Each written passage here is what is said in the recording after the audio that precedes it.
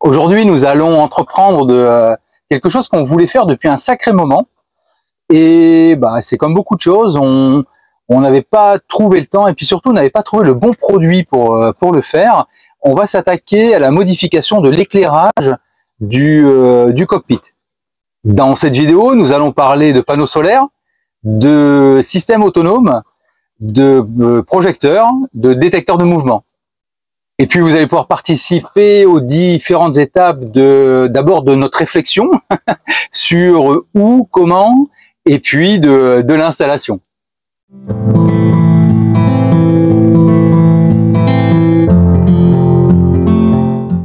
Bienvenue sur Ikigai Voyage, la chaîne où on parle de voile, de voyage et de changement de vie.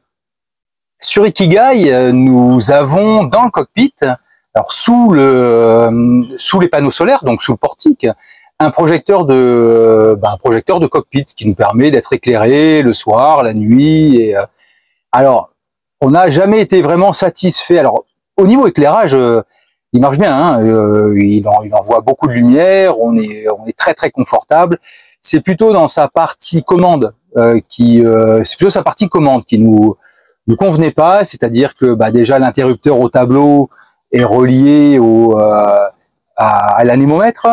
Bon, moi, ça m'embête un petit peu d'être obligé d'allumer l'anémomètre à chaque fois que je veux allumer le projecteur de pont. Il a aussi une commande à l'intérieur d'un coffre, du coffre arrière bâbord. Bon, on trouvait pas ça très très pratique en réalité. Et puis, donc déjà, on se posait la question de comment modifier ces circuits. Le second point, c'est lorsque nous sommes descendus pendant la dernière saison cyclonique avec Louis dans le sud Caraïbes, jusqu'à Grenade, à Sainte-Lucie, à Marigot-Bay. Alors vous l'avez peut-être vu sur une vidéo. Alors c'est la vidéo dans mon souvenir tentative de vol. À Marigot-Bay, on a essayé de nous voler le moteur de l'annexe. Il était pas tard, hein, c'était pas 3 heures du matin, il était 6h30, 7h. Donc il faisait nuit, mais on n'était vraiment pas en pleine nuit. Nous, avec Louis, on était à l'intérieur. Et on a entendu un bruit, on est sorti vite, le voleur est parti, et ensuite on a veillé toute la nuit. Et pendant qu'on a veillé, on s'est quand même posé pas mal de questions par rapport à la sécurité du bateau, à notre sécurité, et puis à ce qu'on pourrait modifier, améliorer pour optimiser, augmenter cette sécurité. Parmi toutes les pistes qu'on a pu explorer, on s'est posé la question, par exemple, d'une alarme. Alors, soit une alarme sonore, soit une alarme lumineuse. Alors, sans parler de tirer des fusées de détresse, etc. On s'est dit, ça serait bien quand même que on ait un éclairage qui s'allume quand quelqu'un essaye d'entrer ou d'accéder à l'arrière du bateau. Les journées passent, les semaines passent, hein, et on fait la connaissance de Patrice et Bernadette, dont vous ferez la connaissance dans quelques temps, parce que ils ont accepté très très gentiment de partager du temps avec nous dans le cadre de leur changement de vie. Et donc on les rencontre, on sympathise, et eux sur leur bateau, lorsqu'on est allé les voir pour prendre l'apéro un soir, on arrive avec l'annexe, on se met à l'arrière du bateau et paf, la lumière s'allume. Et là on se dit, ça c'est génial, on en veut un comme ça nous aussi. Et le système, il était hyper simple, hein, c'est un petit panneau solaire relié à un projecteur qui a un détecteur de mouvement. La journée, le détecteur plus le projecteur ne s'allument pas, mais quand la nuit tombe, il joue son rôle il y a un mouvement et la lumière s'allume pour un certain temps. Alors cette solution, elle était vraiment super pour nous parce que en fait, elle résolvait 2 problèmes qu'on avait. Le premier, c'était justement que si quelqu'un venait discrètement à l'arrière du bateau, il y a quelque chose qui s'allume, quel que soit le moment de la nuit, que ce soit en début de soirée, en milieu de soirée ou en pleine nuit, voilà, qu'on ait quand même un projecteur qui s'allume. Bon, là, déjà nous, ça nous alerte et puis la personne se dit bon, il va peut-être pas falloir que je reste. Et le deuxième point, c'est lorsque on descend à terre pour passer la soirée et qu'on revient, c'est quand même super pratique. Lorsque vous arrivez avec l'annexe, paf, l'arrière du bateau s'allume tout seul et ben on peut chercher les clés, amarrer l'annexe, remonter l'annexe avec un éclairage qui s'allume automatiquement. On a mis quand même pas mal de temps à trouver le bon produit parce qu'on en a vu. Alors soit les panneaux solaires étaient moches, soit le projecteur était pas assez puissant. Il y avait toujours un truc qui nous convenait pas, ou alors les prix étaient complètement fous. Donc on a mis du temps à trouver le produit et au bout de plusieurs mois, bah, c'est ici en Martinique là qu'on a trouvé ce qui nous convenait et bah, on l'a acheté. Et alors ça a été un cadeau de ma mère qui m'a dit bah tiens au cours de son séjour ici en Martinique m'a dit c'est vrai que ça serait quand même super d'avoir ça. Et bah, la bonne nouvelle c'est que on s'est vu offrir Moufida et moi ce joli cadeau et bah je vais l'installer aujourd'hui. Bon allez, on va pas attendre plus longtemps, on va aller déballer le produit, on va le regarder ensemble, regarder un peu les caractéristiques et puis ensuite on passe directement à la pose. Le projecteur est encore dans sa boîte, on l'a pas encore déballé. Donc nous, ce qu'on cherchait, c'était bien ça, hein, c'est-à-dire avoir un panneau solaire et puis un projecteur avec détecteur pour avoir un allumage automatique dès qu'il y a une présence. Et puis surtout déporter, c'est-à-dire que le système, on n'est pas le panneau solaire directement fixé sur le projecteur, de manière à mettre le panneau solaire d'un côté, puis le projecteur d'un autre côté. Si on regarde un petit peu les données un peu plus techniques, donc en puissance, on est sur du 10 watts et 1100 lumens. C'est de la LED, il y a une batterie intégrée, il y a un panneau solaire monocristallin. La détection, elle est sur 120 degrés sur 6 mètres. Il est IP65, donc de toute façon, le panneau solaire, lui, il va forcément à l'extérieur. Et la partie projecteur, elle sera sous les panneaux solaires, donc elle sera protégée de la pluie. C'est de l'alu, c'est anti-UV, on a 3 mètres de câble, donc je peux mettre le projecteur un peu là où je veux finalement. Et puis température d'éclairage, ça moi je m'en fiche un petit peu, c'est en degrés Kelvin en fait, hein, donc typiquement sur 4000 on est sur un éclairage relativement blanc et pas trop jaunâtre. Et là, on a les différentes possibilités d'installation, soit murale, soit sur pied. Voilà, on peut le tenir à la main. Et moi, c'est ce qui m'intéressait, c'était plutôt cette partie-là. Bon, allez, on va déballer, on va voir à quoi ça ressemble. Bon, le produit, il est bien protégé. On a comme ça du sorte de papier bulle. Il est dans un truc plastique. Bon, ça, c'est des chevilles. Moi, je vais pas m'en servir. Je vais essayer de le sortir comme ça. Alors, le panneau, il est double face. Bon, franchement, je sais pas trop à quoi ça va me servir, moi, qu'il soit double face. Bon, pour l'instant, je vais plutôt utiliser la partie noir foncé ici. Et puis, en dessous, ben, on a le projecteur. On va avoir le projecteur ici. Et le projecteur a, au niveau de sa fixation, la possibilité d'être mis sur pied. Bon, moi, ça va pas me servir plus que ça. Mais bon, c'est une possibilité. Il est orientable, ce qui me permet de le fixer par exemple par en haut et puis de pouvoir l'orienter. Alors, ils sont pas tous... j'ai quand même pas mal cherché au niveau des modèles. Bon, pour trouver, c'est le côté déporté, suffisamment de câbles, avec une étanchéité au niveau de la fixation, qui soit orientable. Bon, il a fallu quand même un petit peu chercher. Donc là, j'espère que franchement, j'espère que je vais être satisfait du système. L'idée pour moi, c'est de fixer cette partie-là au niveau des panneaux solaires existants.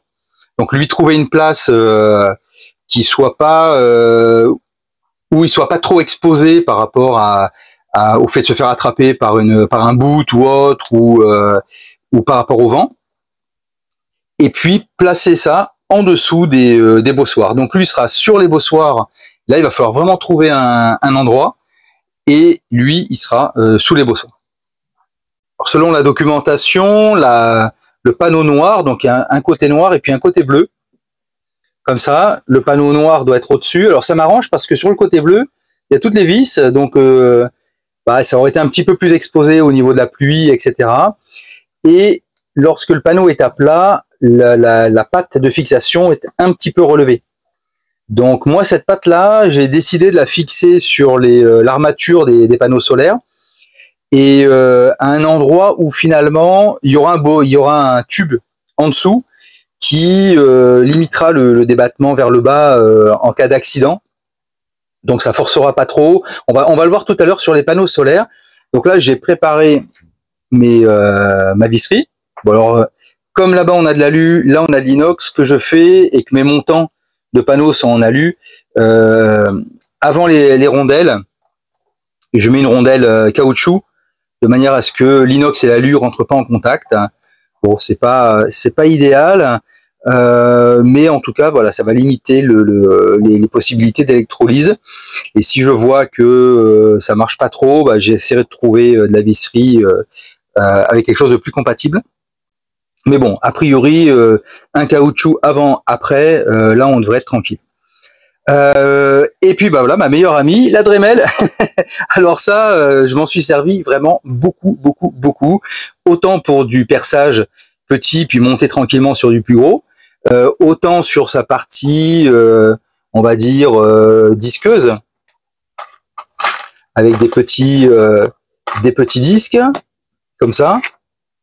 Voilà, ou avec la possibilité de faire du ponçage. Bon, franchement, la Dremel, c'est quand même quelque chose qui est sur le bateau, en tout cas en termes de bricolage, c'est quand même super utile. Côté projecteur, c'est pareil, ça c'est de l'alu. Alors je vais pas percer les tubes de portique, je vais le fixer avec des circlips. Simplement, alu inox, ça va pas aller, donc je vais trouver une bande de chambre à air que je vais mettre entre les deux pour qu'il n'y ait pas de contact direct entre l'alu et l'inox. Mais ma chambre à air, elle est là-bas dessous. Donc il faut que je vide toute cette partie-là pour retrouver mon petit bout de chambre à air. Bon, pas trop motivant quoi. Mais bon, il faut aller la chercher. Ah, je savais qu'elle était dans ce petit sac bleu. Effectivement, il était au fin fond du coffre en dessous là-bas et j'ai retrouvé ça. Alors ça, ces bouchons-là, j'en avais déjà parlé sur une autre vidéo. C'est les bouchons que je mets sur les panneaux de pont pour empêcher la pluie ou les grosses vagues de passer. Là, on est dans la cabine avant, donc c'est sur ce panneau qu'on en a besoin typiquement, et il rentre pile poil. Comme le bouchon est un petit peu conique et il est vraiment épais, c'est du caoutchouc plein, hein, et là, ça rentre pile poil. Alors sur les grosses naves où on peut avoir des vagues, etc., ça évite d'avoir le lit complètement trempé. Donc j'ai trouvé ça sur Internet, mais il faut aller dans les sites qui vendent du matériel physique-chimie. C'est des petits tubes qui bougent les éprouvettes, etc. Et c'est vraiment, ça coûte pas cher et c'est vraiment utile. Alors on en a 2 ou 3 sur le bateau, donc on en a 2 en permanence dans la cabine avant. Et puis celui-là, je l'ai retrouvé dans le petit sac bleu, c'est celui qu'on a en spare. La chambre à air sur le bateau, c'est bon, même si on n'a pas de vélo, c'est très pratique parce que du coup, j'aurais pu faire aussi, peut-être que c'est ce que je vais faire mes joints avec de la chambre à air, de manière à ce que ça épouse encore plus la partie, la rondelle, comme ça. Parce que là, celui-là, c'est vrai que il est un peu plus petit, mais comme il est épais, de toute façon, avec l'épaisseur du joint, la rondelle va pas toucher. Donc, on peut faire des joints. On peut ici, je vais le découper à la bonne taille, faire un isolant par rapport à mon par rapport à mon portique. Et puis en plus, ça glisse pas. C'est quelque chose qui fait que ça maintient les pièces ensemble. Et puis ensuite, clac, je vais clipser avec les serre-clips. La chambre à air, elle est arrondie, donc ce que je fais, c'est que je veux découpler un rectangle plat à l'intérieur. Bon bah la règle me permet comme ça, clac, voilà, de retrouver le droit. Et puis après, je fais pareil de l'autre côté, ce qui fait que j'aurai un rectangle qui sera quand même bien à plat. Et je serai pas embêté après, alors même si c'est pas sur des grandes longueurs, mais d'avoir des choses qui fassent un petit peu des bourrelets. Donc là c'est bien, on a notre rectangle. Bon, il dépasse un petit peu de ce côté, c'est bien. De ce côté aussi, là, et puis là aussi, un petit peu au-dessus. Donc c'est ce que je voulais. Puis on voit que on a une découpe qui est comme ça, et grâce à la règle, et le sens naturel de la chambre à air aurait été plutôt sur cette ligne, un petit peu incurvée ici. Donc la règle nous a bien aidé à avoir un rectangle bien à plat, et du coup il n'y a pas de torsion ou de voilà, de choses qui pourraient être pour nous un petit peu embêtantes au moment du montage. Bon, et puis ce petit bout qui reste là, je vais pas du tout le remettre dans la petite trousse bleue là sous le plancher. Je vais me le garder avec moi dans mes boîtes à outils là. Comme ça, j'aurai ça directement sous la main pour faire des petites pièces. Pour le plaisir, je vais faire mes protections là, pas avec le joint, du coup, comme j'ai mon petit bout de chambre à air, mais avec de la chambre à air. Donc, ce que j'ai fait, c'est que j'ai découpé des bouts, voilà, dans lesquels rentrait bien la rondelle. Et après, le truc, c'est de se servir de l'huile là, comme un emporte-pièce. Je suis à peu près au milieu là. J'appuie et je vais avoir la marque qui va être faite. Et l'idée après, on plie en 4, clac, comme ça. Et on n'a plus qu'à couper au niveau du coin ici, sur la marque de l'emporte-pièce. Et ensuite, on a un trou qui passe pile poil. Donc à la fin, j'aurai mon écrou, mon boulon, ma rondelle, et je vais pouvoir placer la protection là, hop, pour par rapport à l'alu. Voilà. Et ça sera pareil de l'autre côté. Donc après, les puristes vont me dire oui, mais le petit bout qui est là, bon, c'est quand même plus protégé avec ça que s'il y avait rien du tout. Ensuite, vous avez des produits. Si vraiment vous devez boulonner dans de inox alu, il y a des produits, il y a des gels qui s'appliquent sur la partie, et un peu comme de la bleue, lorsqu'on veut mettre du frein filet, ce gel là, il va au fur et à mesure du vissage, il va bien s'étaler tout autour et il va faire une protection contre l'électrolyse. Voilà. Après, c'est des tout petits tubes qui coûtent quand même assez cher. Donc, faut voir le ratio utilité-coût. Alors, j'ai dégrafé le petit bout de taux. Donc, hop, on va aller voir à quoi ça ressemble lorsqu'on l'a enlevé. Donc là, j'ai accès direct au panneau. Alors, je suis passé quand même par l'arrière pour faire les trous. Voilà, ici. On a nos 2 trous. Alors, j'ai choisi de mettre le panneau ici parce que du coup, esthétiquement, on le verra pas. Il sera en dessous du taux. Et voilà, parce que le mettre à l'arrière, ça faisait vraiment moche. Et puis le mettre tout au bout là-bas, je suis sur l'eau, j'ai pas la possibilité. Et puis ça sera moche aussi. Donc au final, je trouve que le mieux c'est ici. Donc là, avec un petit gabarit, on arrive à le faire tranquillement. Maintenant, je vais boulonner tout ça et je vais voir ce que ça donne. Alors ici, c'est pareil. Je vais mettre les boulons, même si c'est moins pratique pour moi pour serrer dans ce sens-là. C'est une question d'esthétique. Comme ça, j'ai que la partie là qui est dehors. Et puis la partie un petit peu moche là, avec le filetage, il sera à l'intérieur. Et puis alors, parce que là, on a une double paroi en fait sur le côté, ce qui fait la rigidité du panneau. Donc on a quand même une petite épaisseur. Et mes premières vis, mes premiers boulons étaient trop courts. Ah, et ça y est, je l'ai fixé. Donc là, j'ai bien fait de mettre ces vis là à l'intérieur parce que ça fait vraiment, c'est pas esthétique en fait. Ensuite, je vais régler l'assise là, qui soit bien horizontale comme les autres, et faire passer mon câble jusqu'ici parce que c'est ici que je vais mettre le détecteur. Voilà, donc vu de l'extérieur, ça donne ça. On va refermer je vais le mettre bien à plat et puis je vais refermer la toile, le taux, et on verra ce que ça donne. Alors vous allez me dire que j'ai déjà ici en haut un projecteur de cockpit, mais celui-là il me convient pas. Il me convient pas pour plusieurs raisons. La première, c'est que son alimentation générale au tableau est à l'intérieur du bateau, mais surtout est connectée à d'autres instruments, typiquement l'anémomètre. Donc, ça m'embête, à chaque fois que je veux éclairer le cockpit pour passer une soirée, d'être obligé d'allumer l'anémomètre pour autant de temps que dure la soirée. Ça, c'est le premier point. Le deuxième point, c'est qu'il a un interrupteur différentiel qui se trouve à l'intérieur de ce coffre. Bon, ça, pour moi, c'est quand même assez compliqué. Et puis c'est surtout pas du tout. Quand je dis compliqué, ça veut dire que c'est pas pratique. En réalité, dans la vie de tous les jours, c'est pas commode. Et puis il répondait pas aux critères d'allumage automatique.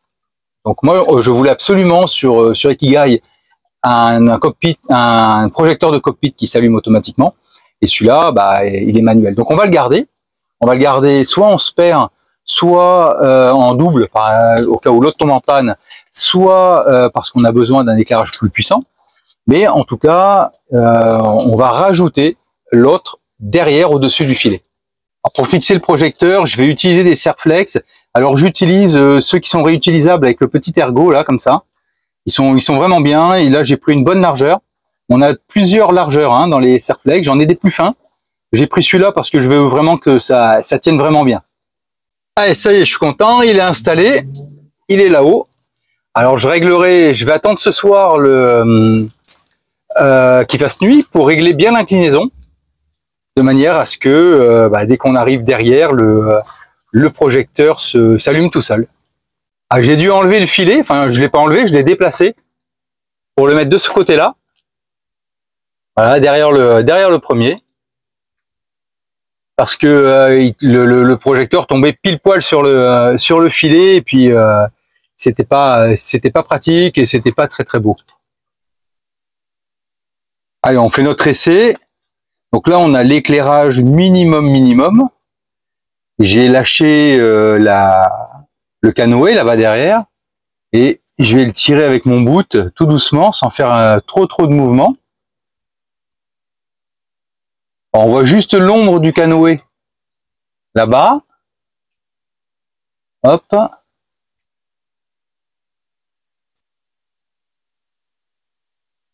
Je le ramène doucement.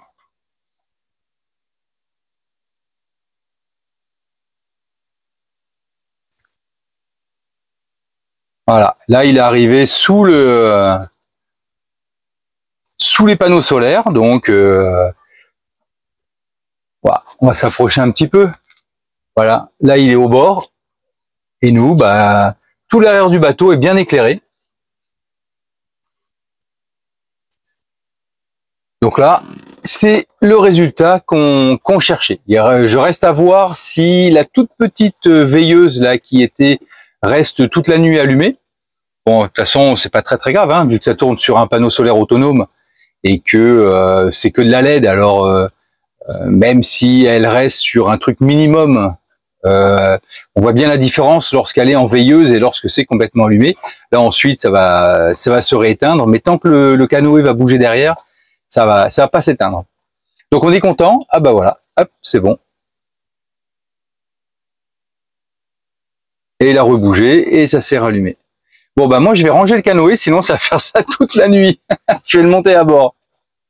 Alors, si cette vidéo vous a plu, si elle vous a intéressé, si elle a été utile pour vous, pensez à vous abonner, à liker, à partager. Alors ça aide beaucoup la chaîne. Et moi je vous dis à bientôt pour une prochaine vidéo.